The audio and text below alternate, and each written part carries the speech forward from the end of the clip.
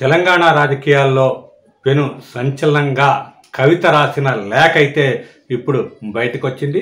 బీఆర్ఎస్లో ఏం జరుగుతుంది, కేసీఆర్ ఫ్యామిలీలో ఏ లుకలుకలు పూర్తి స్థాయిలో బయటకు వచ్చాయా, కేటీఆర్, కవిత, హరీష్ రావుల మధ్య మొత్తం విభేదాలు ఉన్నాయా, ఇవన్నీ కూడా ఒక చర్చని అయితే కవిత లెటర్ బయటికి రావటం జరిగింది. అయితే దీంట్లో 6 పేజీల లెటర్ డియర్ డాడీ అంటూ కవిత రాసిన, కేసీఆర్కి రాసిన లెటర్లో దీన్ని నమ్మవచ్చా అనేక అనుమానాలు కూడా దీంట్లో ఉన్నాయి. అయితే మే 2వ తారీఖున అంటే 25 సంవత్సరాల బీఆర్ఎస్ సభ జరిగిన తరువాత మే 2వ తారీఖున ఆ లేఖ రాసినట్టుగా ఉంది.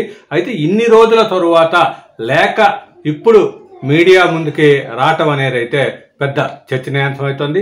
అప్పుడు కవిత కూడా విదేశ పర్యటనలో ఉన్నారు.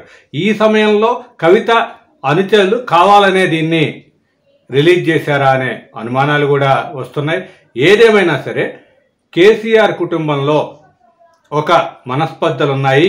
దాన్ని కవితకి తగిన ప్రాధాన్యత లభించటం లేదని కొన్ని రోజులుగా ఫ్యామిలీ మీద పోరాటం చేస్తోంది అనే వార్తలు అయితే అటు కాంగ్రెస్ నేతల నుంచి, బీజేపీ నేతల నుంచి ఇవన్నీ కూడా కొన్ని రోజులుగా వింటూ వస్తున్నాం. అదేవిధంగా కేటీఆర్, హరీష్ రావుల మధ్య పూర్తి స్థాయిలో విభేదాలు ఉన్నాయన్న వార్తలు వస్తున్నాయి. ఈ మధ్య కాలంలో కేటీఆర్ హరీష్ రావు ఇంటికి వెళ్ళి 2 గంటల పాటు చర్చించడం కూడా జరిగింది. ఈ నేపథ్యం అంతా చూస్తే ఇక్కడ 6 పేజీల లేఖ ఇప్పుడు కవిత రాసినట్లుగా లేఖ బయటకు రావటం అనేది బీఆర్ఎస్ శ్రేణుల్లో ఒక కలకలాన్ని సృష్టిస్తోంది. ఇక్కడ కవిత చేసిన వ్యాఖ్యలు, అంటే ఈ లేఖ ద్వారా చేసిన వ్యాఖ్యలు అయితే ప్రాధాన్యత సంతరించుకున్నాయి. దీంట్లో 25 సంవత్సరాల పార్టీకి 25 సంవత్సరాలు నిండిన సందర్భంగా పూర్తి స్థాయిలో జరిగిన బహిరంగ సభలో మొదటి నుంచి ఈ పార్టీ జెండా మోసిన నేతల్ని మాట్లాడనీయకపోవటం, తరువాత మొత్తం కూడా కేవలం ఒక బీజేపీని 2 నిమిషాలతోనే టార్గెట్ చేయకుండా బీజేపీతోని ఏమీ మాట్లాడకపోవటం, ఇదంతా కూడా రేవంత్ రెడ్డి అని పేరు ప్రస్తావించకుండా కేసీఆర్ మాట్లాడిన తీరు, వీటన్నిటినీ కూడా కవిత ఆ లేఖలో ప్రస్తావించడం జరిగింది. అయితే ఇక్కడ బీసీ 42% రిజర్వేషన్ విషయం కానీ, ఎస్సీ రిజర్వేషన్ ఎస్సీ వర్గీకరణ విషయాన్ని కానీ, తర్వాత ఈ వక్ఫ్ బిల్ దీన్ని కానీ ఎందుకు ప్రస్తావించలేదు, వాటి మీద మనం పార్టీ ఎందుకు స్పందించలేదు అనే దాన్ని కూడా కవిత ఈ లేఖ ద్వారా ప్రశ్నించింది.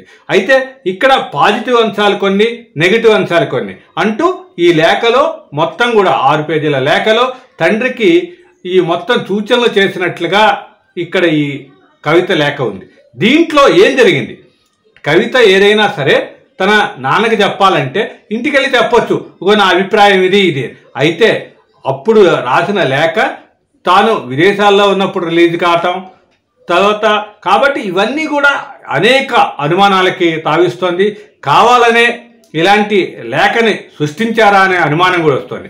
ఎందుకంటే ఇప్పుడు 2-3 రోజులుగా కాళేశ్వరం విషయంలో కేసీఆర్కి కాళేశ్వరం కమిషన్ ఈ ప్రాజెక్టు విచారణలో భాగంగా నోటీసులు ఇవ్వటం, హరీష్ రావుకి కేసీఆర్కి ఇచ్చిన నేపథ్యంలో అదే చర్చ జరుగుతుంది. కేసీఆర్ అరెస్ట్ అవుతాడా అనే ఒక చర్చ కూడా నడుస్తుంది. కాబట్టి ఆ చర్చకి, లేకపోతే ఈ బీఆర్ఎస్లో మొత్తం జరుగుతున్న చర్చకి, వీటన్నిటినీ కూడా ఫుల్ స్టాప్ పెట్టడానికి ఇంకోటి ఏదైనా పెద్ద వార్త వస్తే కానీ చర్చ దీన్ని నడవదు. కాబట్టి ఇలాంటి కవిత రూపంలో ఈ లెటర్ ఏమన్నా వచ్చిందా, ఇప్పుడు కవిత విదేశాల నుంచి తిరిగి వచ్చిన తర్వాత ఈ లెటర్ మీద ఏం చెప్తుంది, నిజంగానే కేసీఆర్ ఫ్యామిలీలో అంతర్గతంగా విభేదాలు ఉన్నాయన్న వాదన నిజమేనా, ఇవన్నీ కూడా అందరికీ కూడా తెలవాల్సిన అవసరం ఉంది.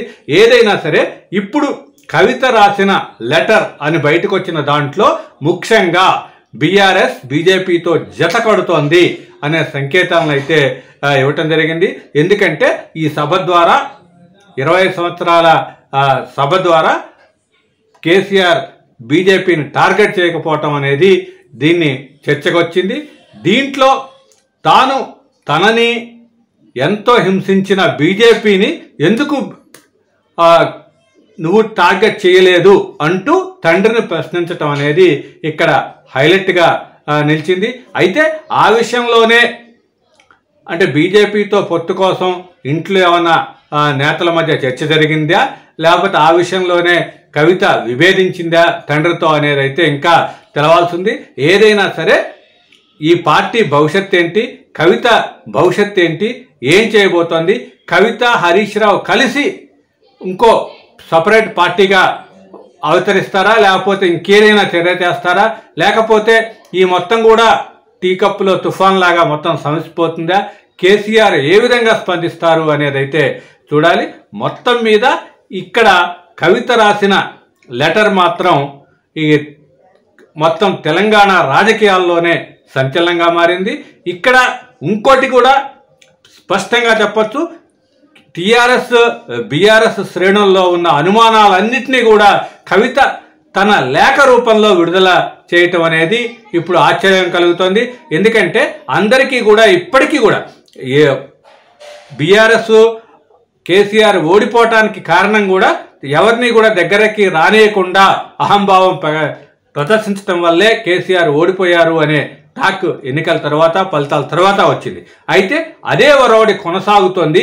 ఇంకా కూడా కొందరికే నీ దగ్గరికి రాణిస్తున్నావు, మిగతా వాళ్ళకి అపాయింట్మెంట్ ఇవ్వటం లేదు అనే విషయాన్ని కూడా కవిత ఈ లెటర్ ద్వారా స్పష్టంగా చెప్పడం జరిగింది. ఏదేమైనా సరే బీఆర్ఎస్లో జరుగుతున్న ఈ లేఖ కలకలం అయితే ఇంకా దేనికి దారితీస్తుంది, ఎలా దారితీస్తుంది అనేది అయితే అందరం వేచి చూడాలి.